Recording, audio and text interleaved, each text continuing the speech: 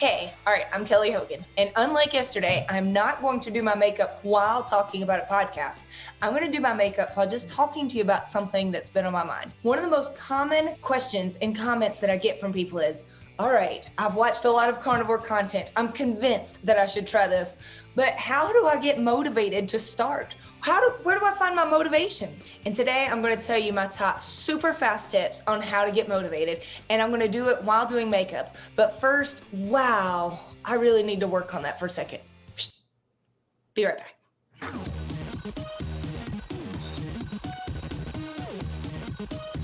Okay, that's better.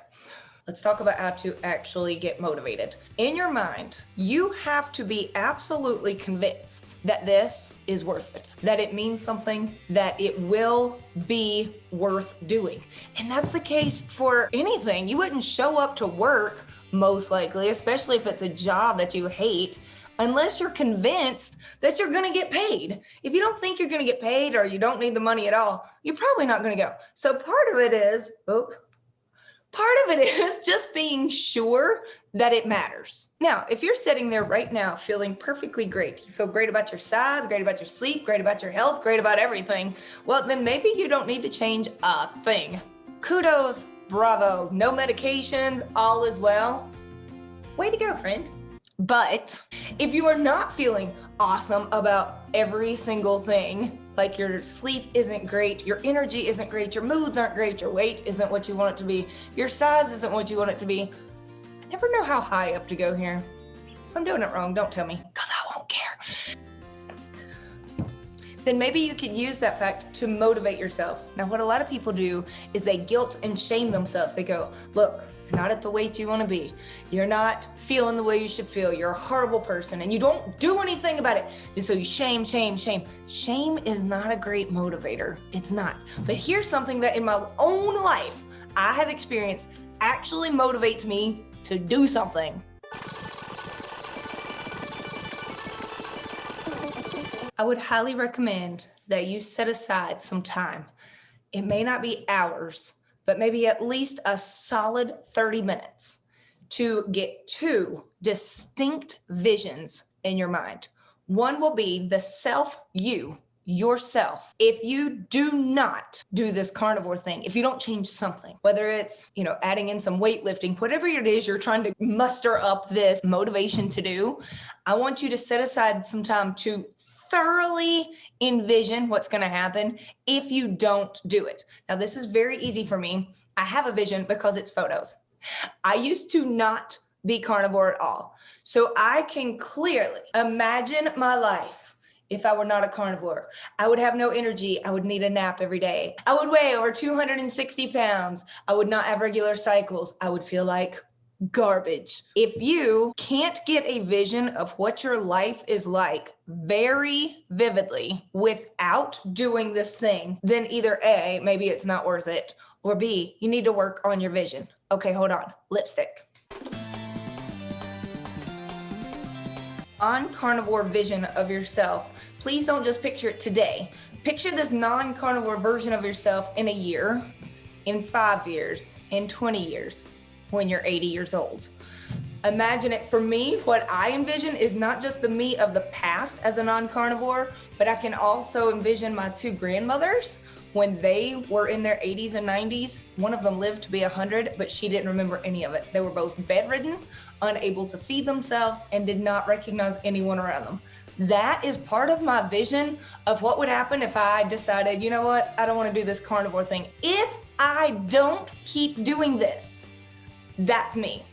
That was me before. That would be me in the future. And I don't want any part of that. On to happier thoughts.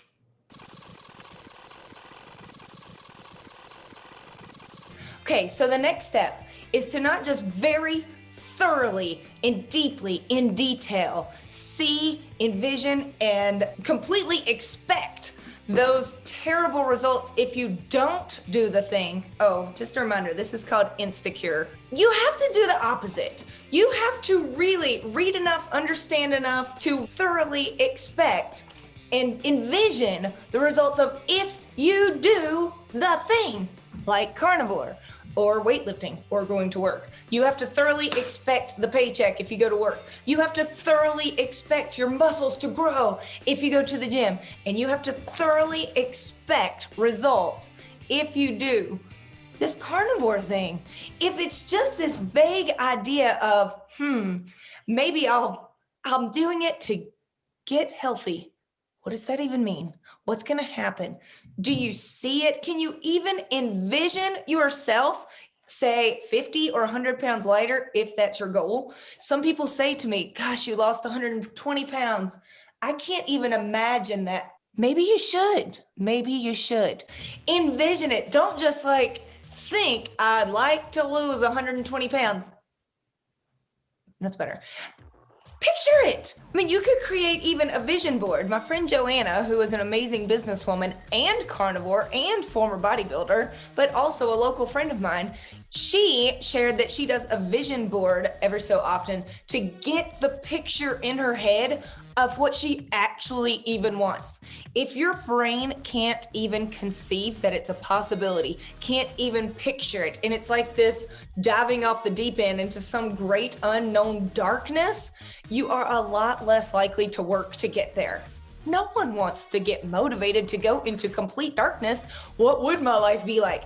I want you to picture it. What would it be like if you were to be a completely unaddicted human who could walk past items in the bakery and not even flinch, who could be at a birthday party and just sit and enjoy the company and not care at all about the cake?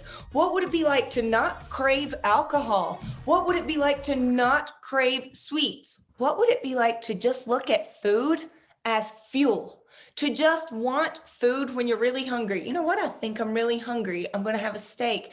And then I would be good to go for the next several hours and not think about food at all. That's possible. Live that out in your mind as motivation of what life could be. Okay, I'm going to change shirts now. And it's not enough, in my opinion, to just imagine all of these scenarios, these two scenarios, very distinctly different, vivid, detailed scenarios. I don't think it's enough to do that once. I think it would be well worth your 5 minutes or 10 minutes per day to picture one life versus the other life. And this isn't some type of new age voodoo. This is fact. If you were to make certain decisions and start practicing these habits today, the habit of eating meat, the habit of not touching processed food, the habit of taking a walk outside every day, the habit of getting better sleep. If you were to put certain habits in place, and for me, the biggest one I ever changed, really two. The first one was cutting out carbs and switching to a meat-based diet. And the second one was getting rid of anything sweet tasting. Those two things made all the difference. I did not have to pay for any type of red light therapy, sauna, hot, cold. It was two things. Get rid of carbs to eat meat instead. Become meat fueled, fatty meat fueled, and to stop putting sweet taste into my mouth so that I was suddenly free, completely free of food cravings.